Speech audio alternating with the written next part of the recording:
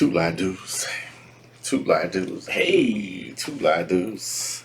We got views. Point of views. Yep. You got news. Hey. I got news. You can choose two live dudes. Yeah. Man, I don't know none of the words to the song, but I love it. Hey man, remix it every time. As long as you know it's two live dudes.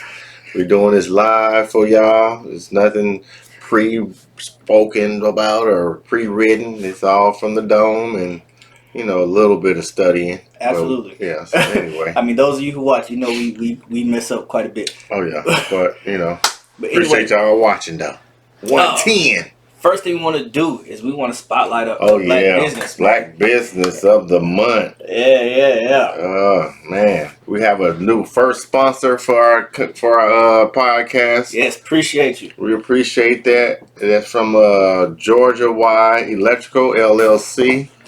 We got to send us some packages, to show his support and sponsor for the podcast. We'll have his link on this episode as well. We're gonna start putting links to folks who really supporting us and showing love.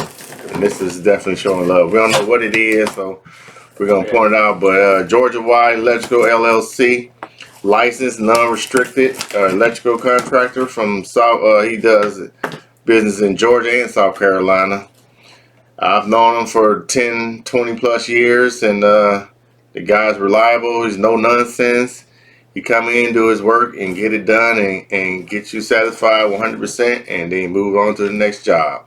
So that's what kind of business you would want to deal with, and this is what kind of business you want to support. Black owned, black business, supporting each other. That's what we do. Let's see what we got. Yeah, man. I feel like a kid on Christmas. It's not one. You got two of them things. Okay. Got a box. Oh, okay, I got another box. All right. Oh, wait a minute. Oh, okay. Oh, yeah. Is that some real deal stuff right You there? hooked us up with some microphones. A microphone stand. Yes, sir. Oh, yeah. Oh, that shit look heavy. New fresh stuff, man. That's official right there. Yeah. We appreciate it. Show that out. Oh. I don't want to unwrap everything because I don't want to mess it up, but we definitely got some new official gear. Yeah. We're going to be sounding good. We got to upgrade this. All right, and now we need to take this and show us how to put it together. We got another box to unveil.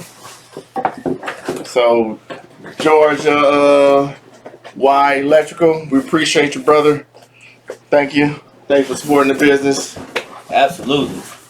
We love all our people who love us back. Let's see what we got over here. Yeah, this is new to the program, so because it's the first time this is happening. So, what is this? Special wrapping. Nice little gift right there. See what this is, peoples.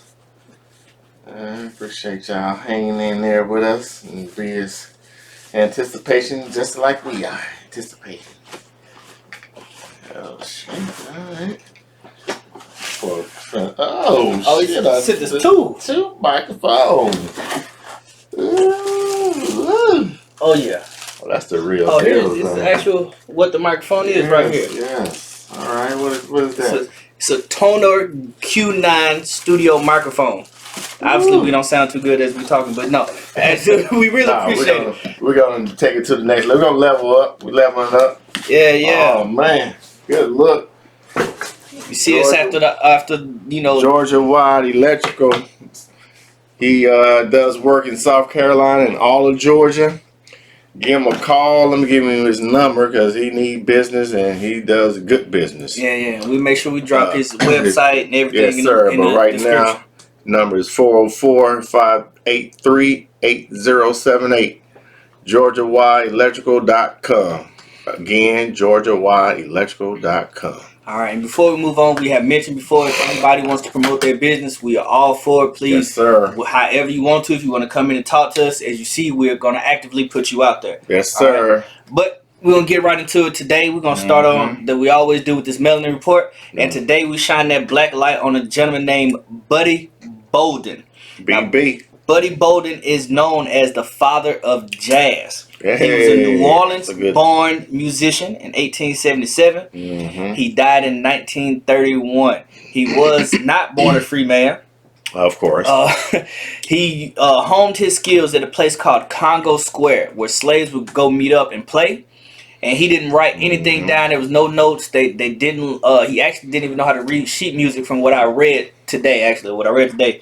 But he is the father of jazz, and not only that, man, jazz was the father of a lot of other music, such as bebop, swing, and what you all listen to now, hip hop. Hip hop. Right? Yeah. And it's a good segue into what we're talking about today. We're going to talk about being a father and the joys of being a father and such things like that, man. And one of the reasons I want to talk about it personally, man, I didn't tell you this, but me and my son, we were reading about Will Lynch. I'm teaching him about it. You know, one of the things that he learned in there was about when he said separating the man from the family. Mm-hmm. So I asked him, how does he feel about that, and what do you think is most important about the man being there? Mm-hmm. And we had a nice little discussion about it. So I felt How old is your son? 15. 15, okay. That's It'd good be age. good, Dads, talk to say your what? sons Yeah, at that age. 9th grade, 10th grade, they need you. absolutely. So I'm gonna open up to you, man. What was your father's biggest impact on your life? Whew. That man, he spit some game to me. I gotta give him his props. He spit a lot of game, but the most important one that stuck with me is to never trust anybody's business or opinion or even trust what they say on face value. Go do your research and then research that research. So he said always cover your butt, basically. And that always stuck with me, and I've always been that way. Whether I'm getting life insurance or car insurance, I'm making sure I'm checking all, the people who in competition with the best value, who got the best benefits, and it's just best to do your research. So that was the best thing that stuck with me. My dad gave me. Man, that's something I tell my kids all the time, man. Yeah, If you're listening, I'm not the only one. I'm the only one to do this, man. So, man, I know your father's a part of your life, man, and we did discuss one huge memory from you on another episode. Oh yeah. But what's some of the good memories you have of your father, man? Man, he was just he was like the when he came to your spot, he was like the highlight of the event. I ain't saying like he took over, but everybody was like, "Oh, that's Johnny Cool." That was his middle name, Johnny Cool. And people liked his personality. He was either cracking a joke or he was telling you a great story that he had experience with, and they were all true. They were all true. That I found out that he was a real one back in his younger age, around his 20s, early 20s. He was doing a lot before 25 than most folks do by 50. Wow. So he had lived a whole life, early on, and that game from being around him at an early age, I just soaked it up. I saw what he was doing, even the good, and the bad. So I saw his flaws, and I saw his excellence. Okay. So I appreciate him for both. So now years have passed, man. You up in their age. You raised two young men. Three. Three. Sorry about that. 3. I mean, but we gonna get him more involved in the picture. So, man, what do you think for you is the best part of being around your kids? Seeing them actually taking my advice to value and benefiting from it. So, like, my son just actually purchased his first car all out, like the youngest, the second youngest. And, I went with him and made sure, it ran good and, mileage and everything was up and up. But, I was proud of him for him saving the money, having the money, to even get the car. And, he didn't really need my help just to be there and make sure the guy wasn't doing no dirty tricks on him. So, man, that's a beautiful thing right there, man. Knowing that you were able to plant that seed and see him actually grow and do something good, man, that's a tremendous thing. Yeah, because I've always been about having your own money. Don't ask us for money. You can get your own business or your own idea started. I try to get them to cut hair, and I don't want to do that. I don't cut no hair.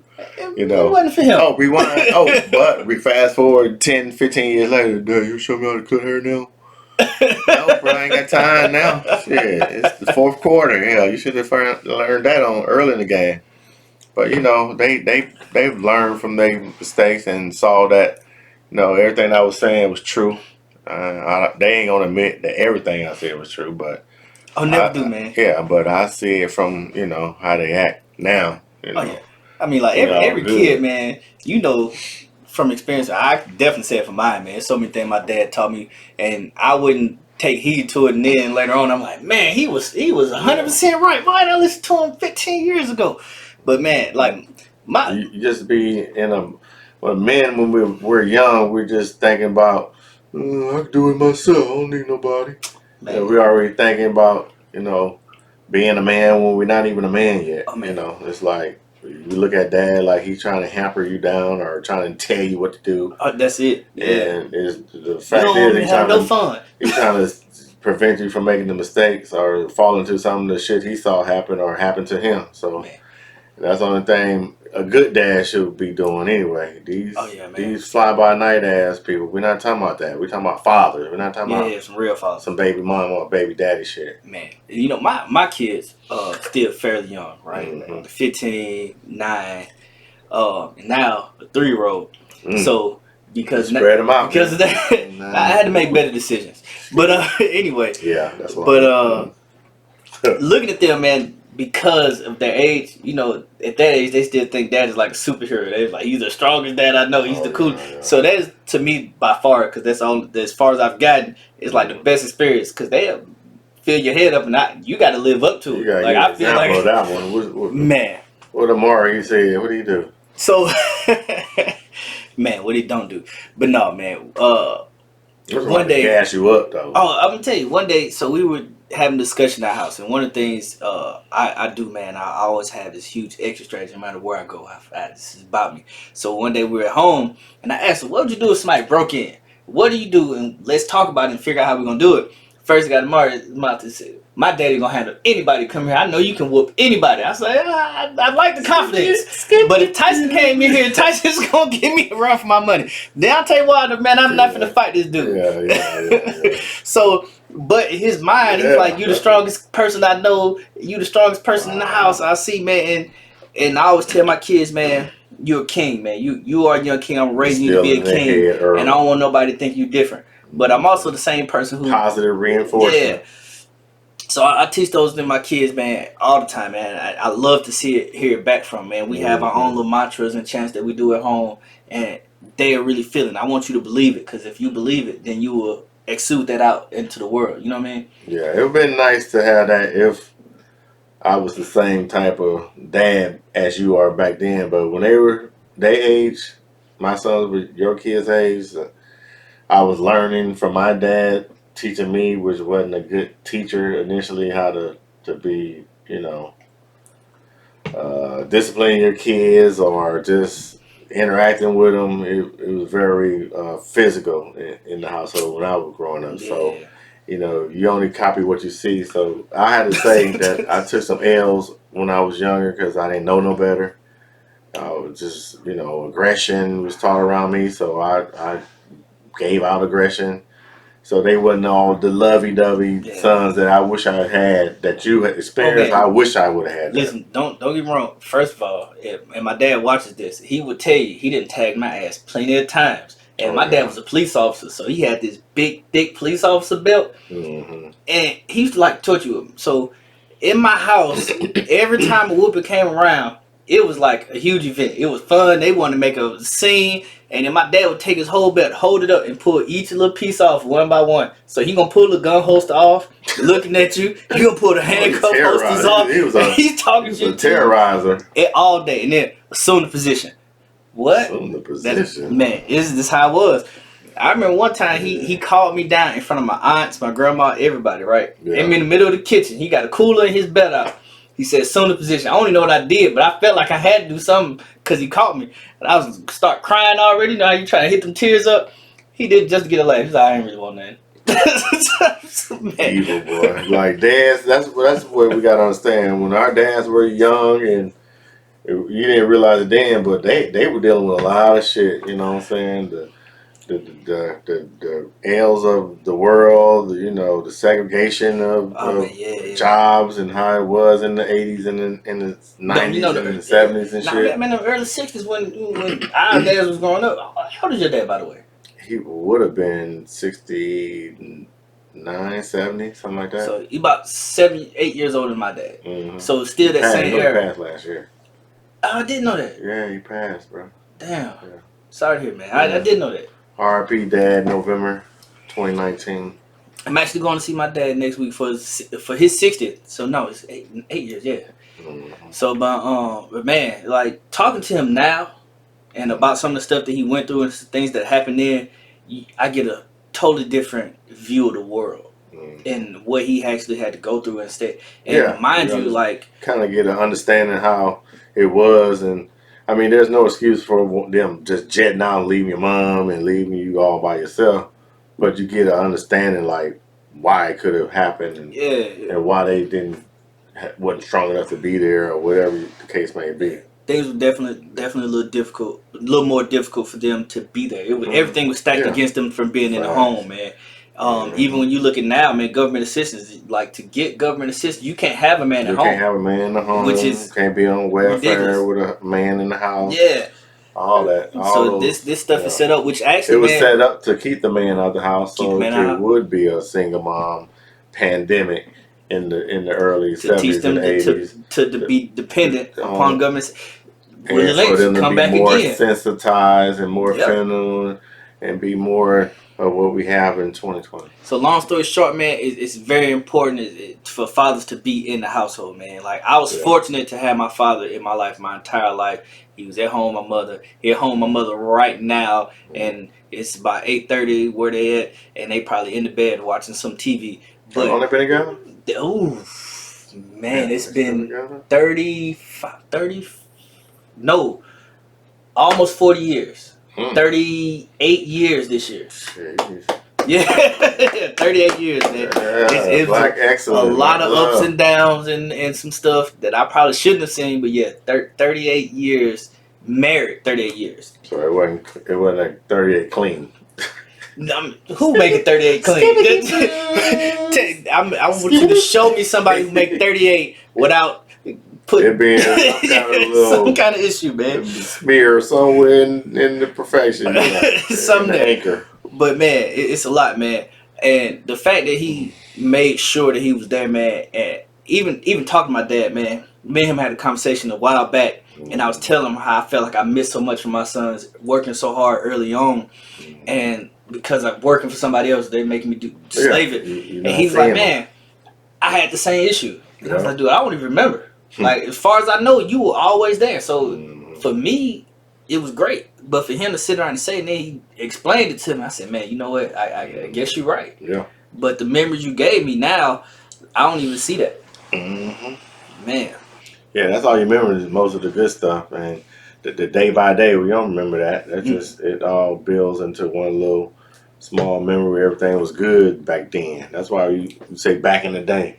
You don't remember all the struggles and the lights getting cut off and all that. You know it happened, but you don't put that in your memory as, oh, I came to watch that whole time was watched. Nah, most likely it was some great years. Oh, yeah.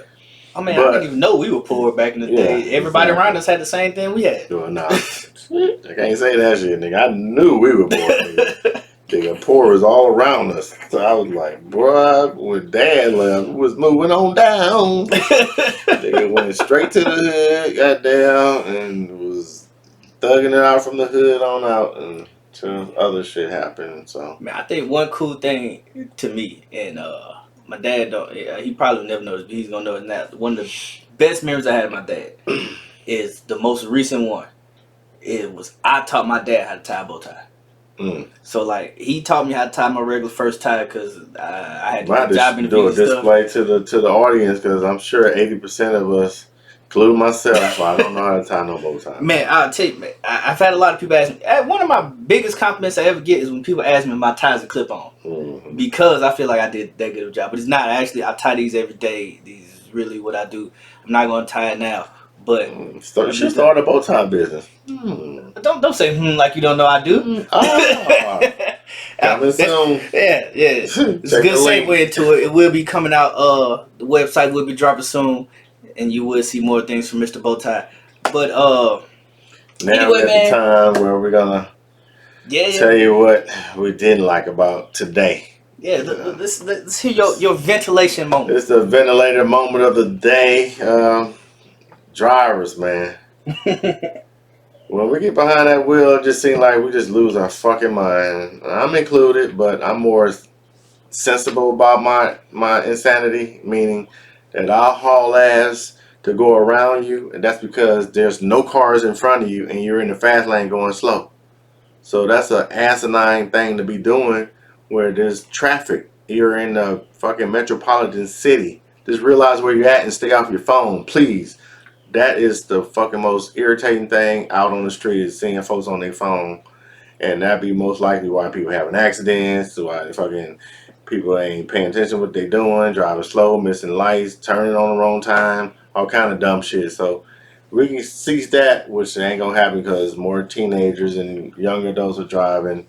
That's all they do is do this shit while they driving. So I'm just saying that to say, if you don't get caught up with some bad results from that shit, it's gonna hit you sooner or later. So just drive safely. That's my ventilator moment of the day. Well, I'm gonna take a quick minute to tell you what really ties me in the knot. And it's gonna reflect what we're talking about. Social media parents. I hate all y'all. Like those fathers who are not there, who just take the pictures or show up on birthdays and look at what I'm doing with my kids, selfie time. Their birthday, yeah, you said that birthdays. You ain't the holidays and all this stuff. Acting like you ain't been around all week, all month. You ain't talking to the kid. You ain't calling them. You don't know what's going on with them daily. I hate y'all. Or I hate the ones who even. Some of them they're not even in the picture, don't even take the picture, but the mother or the dad, whoever sends you the picture, here you are posting the picture like, look at my baby doing this. Yeah. You don't even know what your baby doing. You ain't nowhere involved. You don't know his favorite color. You don't know what he's making in school. You don't know if he know how to read yet. Right. You don't know what math level he reading at, what reading level he reading at. Man, you false pretense, fake ass, fly-by-night ass dads, man, get out the picture and let a real man come in that man's life and that little boy's life and teach him something. Oh no, you ain't gonna do it. Ain't nobody else gonna take care of my kid, but you ain't. I just seen it. We've had a generation of stupidity. We need to change that narrative and start teaching our kids basic fundamentals. If your son is between 9 and 15, they should know how to change a tire, change the oil in the car, change the light bulb, change the light bulb, change the fire the batteries in the fire smoke detectors. Like, get them doing basic shit and let them know how to perfect it so they can move on to learn other stuff. Because if they in their 20s and 30s and don't know how to fix a tire and they calling folks or the girl doing it or if they don't own any tools, brother. When your child turns 15, you need to start buying them tools. Yeah. My son's 15th birthday, I got him a toolbox. And he got basic tools, hammers, screwdrivers, Allen wrenches, monkey wrenches, stuff that he gonna need around the house. He know how to use them? He know, because I make him use them at home. Exactly. Everything we do, we change light fixtures at home. We put up blinds. Stop just playing the video game with your son. Stop just playing the rap music with your son. That's spending time with him, but that ain't no quality time. Right. So spend some quality time and be a real dad and be a real father. Yeah. Stop the social media, the flexing. Please, man, I hate it.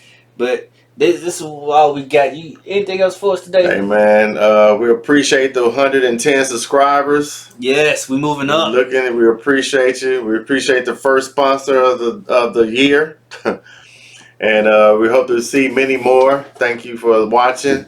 Stay tuned for the next one. Two Live Dudes. Out.